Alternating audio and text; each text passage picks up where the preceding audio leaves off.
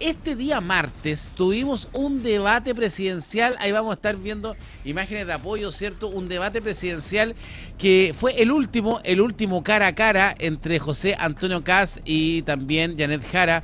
Un último cara a cara que realmente a muchos no les gustó por el formato del programa, a otros sí les gustó, otros dicen que estaba muy bien, pero vámonos al tema de fondo. Ya estamos con Guillermo Holzman. Guillermo, ¿cómo estás? Bienvenido, buenos días.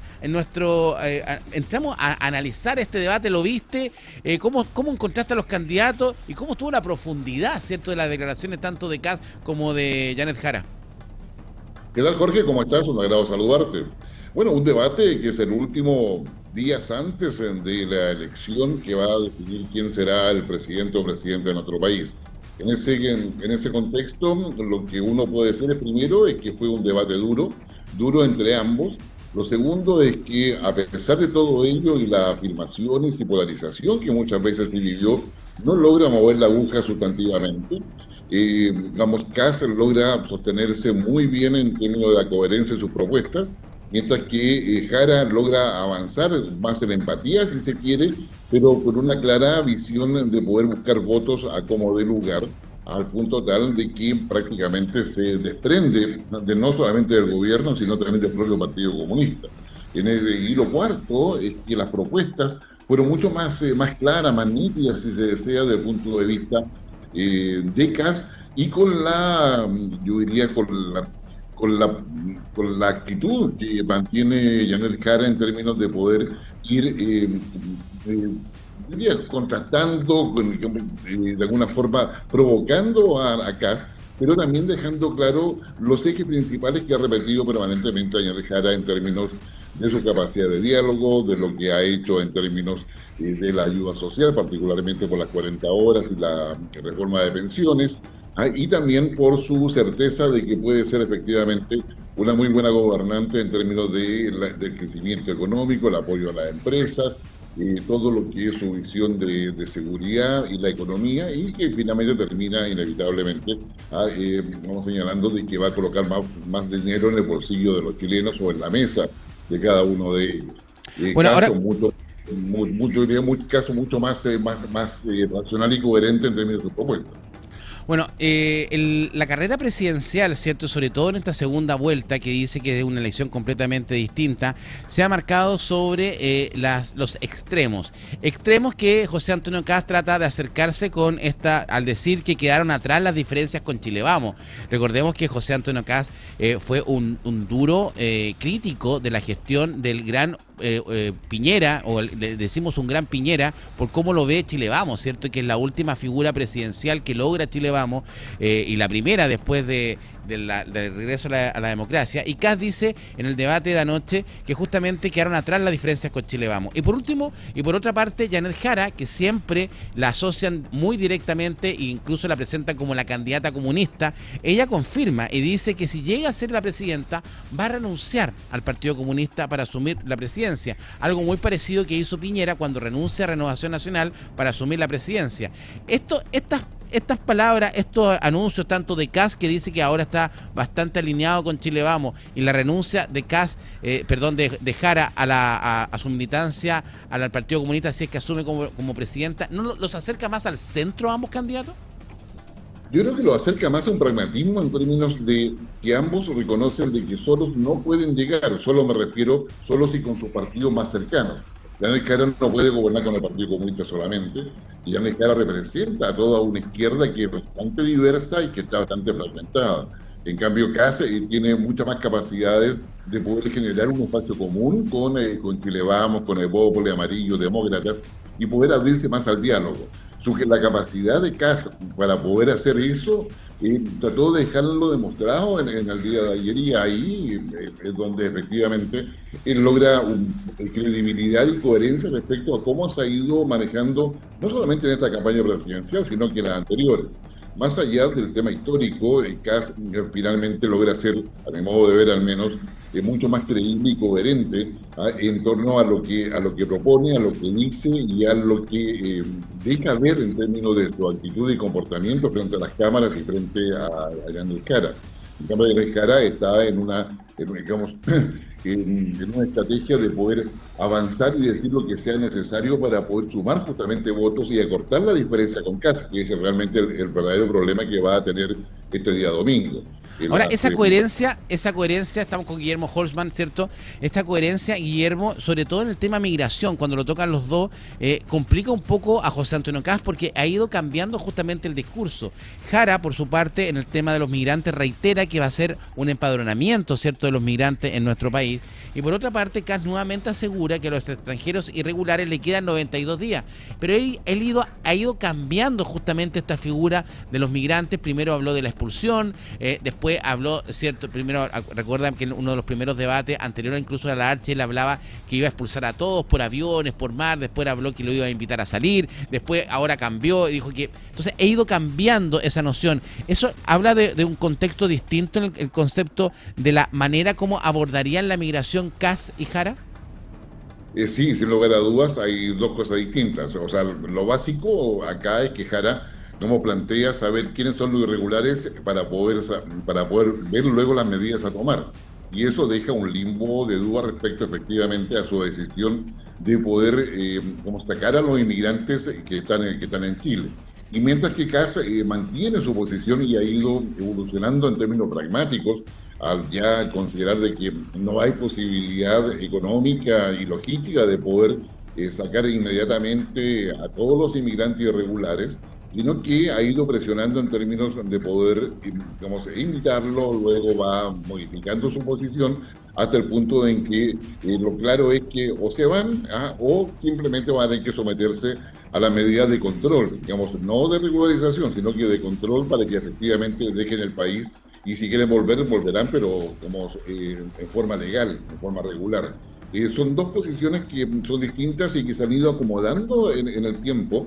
Y en el caso de Kast, con una acomodación para hacerlo más realista y más creíble y más coherente también en la práctica, mientras que Jara va a una posición mucho más de sensibilidad social en torno a inmigrantes que están, muchos de ellos, sin posibilidad alguna de poder emprender ni siquiera el retorno a su país. Esto, lo que faltó ayer en el debate, es que esto puede cambiar abruptamente si Maduro deja el poder.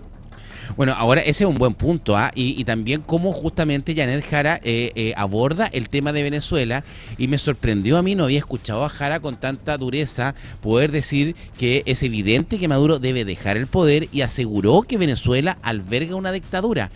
Palabras muy parecidas a la que en algún minuto había dicho Gabriel Boric, porque recordemos que Boric también tiene una visión distinta de Cuba a la que tiene Janet Jara. Ellos han referido en forma diferente a Cuba, pero coinciden, parece, en esta relación con Venezuela. Ahora, esta ambigüedad de Jara con Venezuela se termina definitivamente cuando ella dice y reconoce una dictadura en Maduro.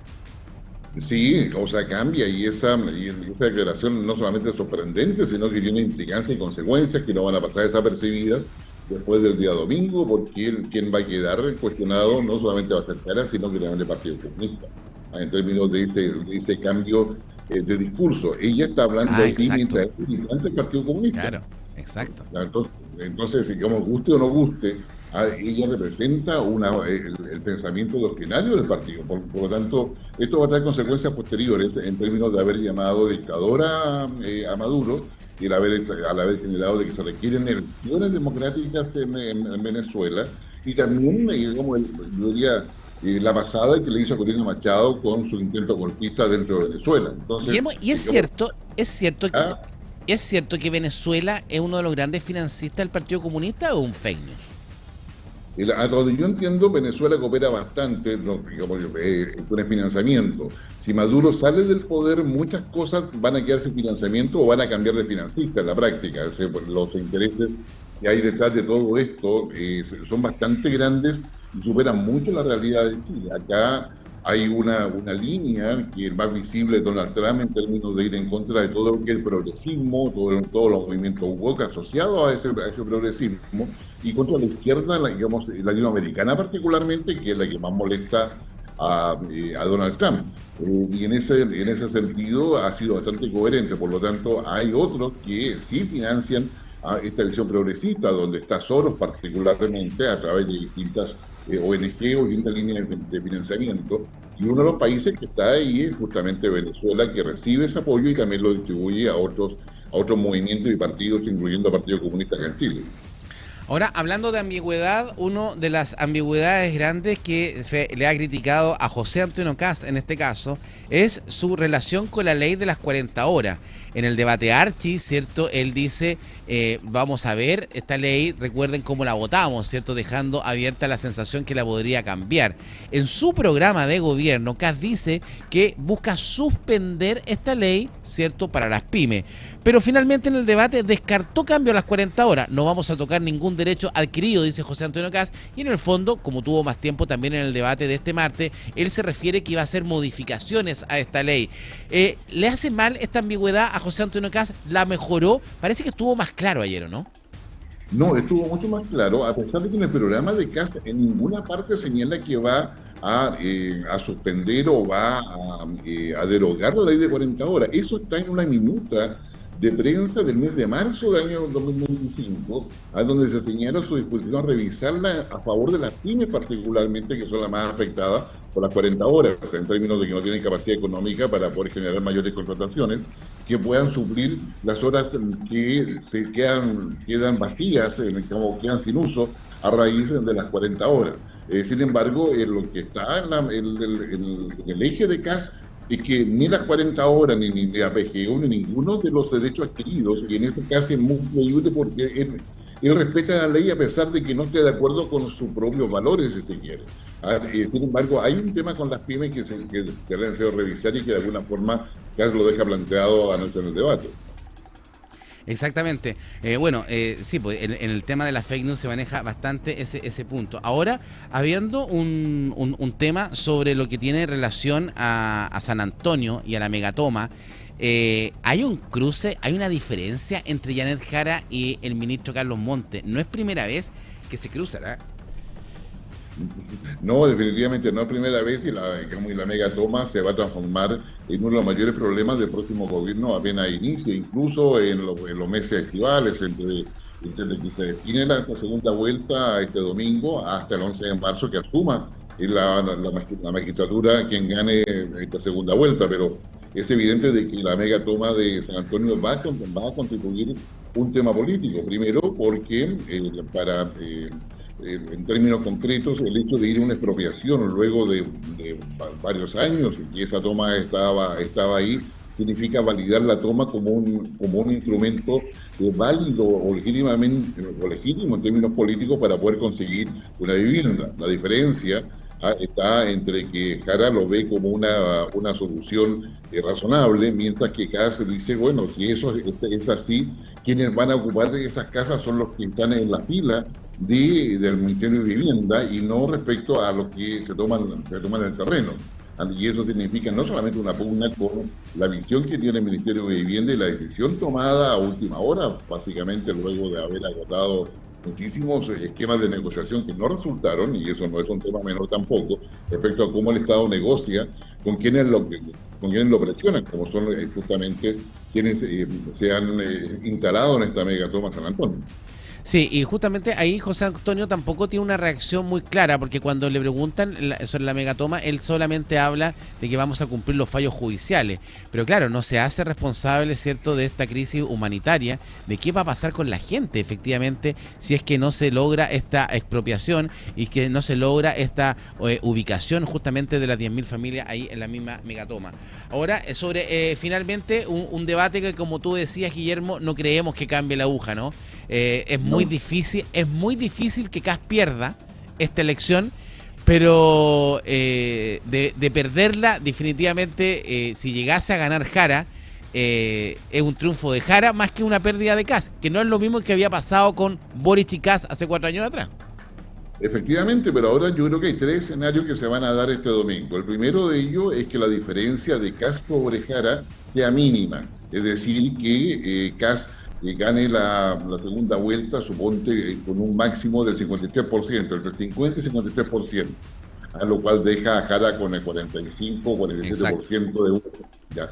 En ese escenario, la izquierda, liderada en esta oportunidad por el Partido Comunista, va a tener un incentivo adicional para poder unirse y reinventarse y replantearse cómo van a quedar las relaciones entre Partido Comunista, Frente Amplio y Socialismo Democrático, por decir un Ahora, término muy general. Guillermo, esta brecha, este corte, yo le daba yo le daba no mayor al 55, tú dices 53, está bien, ¿cierto? Pero Pero el primer escenario. escenario, sí. Ahora, Guillermo, ese como primer escenario. Ahora, esto se debería, este corta distancia, a lo sucedido en la última semana, ¿no?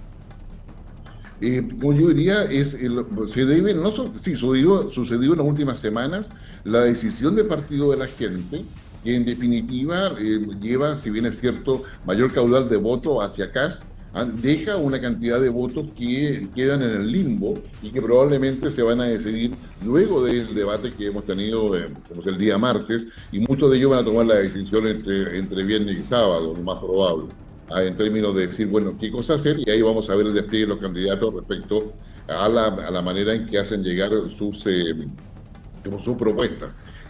Hubo muchas cosas que los candidatos dijeron anoche que van a ser usados en cuñas, ya tanto para generar fake news, pero para también generar un refuerzo a las propuestas principales de cada uno de los candidatos. En consecuencia, yo diría que tenemos un primer escenario donde estaríamos diciendo de que finalmente la propuesta de Janet Jara de soñar con un país distinto o mejor, como ella lo propone, con muchas más cosas en la mesa de aquellos más desposeídos o aquellos más vulnerables dentro del país, va a generar un tipo de efecto. Y no pase desapercibido. Además, yo, Jorge, bien conoces la historia, que cuando en el último minuto, al final del debate, a Janet Jara termina su alocución con las mismas palabras que Allende terminó su alocución en La Moneda, antes de suicidarse. O sea, digamos, hablando a los jóvenes de Chile, al que sé yo, le faltó solamente la grande Alameda, pero la verdad es que las palabras son exactamente las que dijo Salvador Allende al final de su alocución en La Moneda en aquella ocasión. Ah, mira, buen punto ese, Guillermo. Ahora, yo me di cuenta que los dos terminan con un Viva Chile, situación que Janet Jara antes no lo hacía. No, Janet Jara nombró la patria, nombró el Viva Chile, hizo varias concesiones desde el punto de vista idiomático, pero que también era traspasar ya líneas ideológicas, líneas rojas desde el punto de vista ideológico de lo que es la izquierda y particularmente el Partido Comunista. Entonces yo creo que todos esos elementos, yo diría que digamos, quedan en la duda respecto a quiénes van a votar y de qué forma van a tomar su voto, si efectivamente van con un voto nulo o no, que probablemente el voto nulo va a estar yo diría entre el 5 y el 8, quizás 10%, que son en definitiva bueno, un poco más de 1 millón de votos que estarían instalados ahí, y de personas que efectivamente consideran de que ninguno de los candidatos cumple las expectativas que ellos tienen respecto a un nuevo gobierno, y que los resultados en ningún caso, ni en lo económico, ni en lo de seguridad, y en lo social van a ser rápidos, porque todo depende del proyecto de ley que deben negociarse en el Congreso. Ahora, el voto nulo o blanco de una u otra manera beneficia a Kast. Yo lo veo de esa manera, ¿no? Le beneficia más a Kast. O sea, una persona que vaya a votar nulo o blanco, en el fondo, es lo mismo que esté votando Kast. Exactamente, a pesar que el voto nulo o blanco no son válidos, es decir, no se contabilizan, al final del día, finalmente son votos que se le restan más bien a Jara que a Kast, y por esa razón benefician a Kast. Bueno, Guillermo, un escenario poco probable, pero si llegase a ganar Jara, ahí... Yo diría que sería un sitio negro, definitivamente. O sea, algo de muy baja probabilidad, pero de muy alto impacto. Eso sería definitiva. Permíteme, el segundo escenario sería que Kast gane por un margen de 54, 58%. Hay mayor, lo cual, hay mucho más grande. Claro, ahí daría paso, yo diría, a que los conflictos dentro del espectro de izquierda serían mucho más intensos, y ahí tendría mucho más relevancia los diputados del Partido de la Gente, porque serían una bisagra con mucha capacidad de chantaje hacia el gobierno de Kast para poder sacar adelante los proyectos. Y el tercer escenario es el que Kast logre entre 58 y 62%, por lo cual se define una crisis en la izquierda y le deja a Kast como gobernante un espacio muy importante para sacar adelante rápidamente dentro del Congreso las principales reformas en términos de la emergencia, del gobierno de emergencia que él ha propuesto. Entonces, no es menor la diferencia que obtenga Kast respecto a Jara dentro de lo que es las propuestas programáticas que tiene Kast y la necesidad de diálogo y negociación que debe lograr para salir adelante, no solamente con las fuerzas de derecha que lo apoyan, sino también y particularmente con la capacidad de una oposición mucho más sólida o no. A mayor porcentaje de Kast, menos sólida es la oposición. A menor diferencia, digamos, más sólida es la oposición. Entonces eso también es lo que va a estar en juego. Bueno, y la mayor diferencia en favor a Kast también le permite a él gobernar con una tranquilidad y con un soporte sobre Chile Vamos distinto. Si él obtiene una poca diferencia con Jara, quiere decir que efectivamente Chile Vamos no apoyó tanto. ¿Sí? Ahí donde está el punto. Esa mayor diferencia, o sea, si Kast ganara con un 60% de los votos, cierto, quiere decir que Chile Vamos está al lado y tiene que gobernar al lado. Ahora, si Kast gana rajuñando con un 52%, como que Kast va a mirar a sus socios y decir, ¿y ustedes dónde estuvieron? Exactamente. Exactamente. Entonces entonces yo diría va a definir mucho la diferencia de votos respecto a la viabilidad o grado de gobernabilidad que tenga Kast, tanto en la coalición que lo está apoyando, como también en su relación con una oposición que puede ser mucho más sólida o más estructurada, dependiendo justamente de esa diferencia. Exacto. Guillermo, completo análisis como siempre, muchas gracias por estar con nosotros durante esta mañana y ya el domingo nos encontraremos y veremos qué pasa si tenemos presidente, como tú dices, en los tres escenarios, en cuánto gana Kast o presidenta. ¿Hay alguno? Mire, yo tengo aquí la imagen de dos que todavía piensan que puede ganar Jara. Dejémoslo.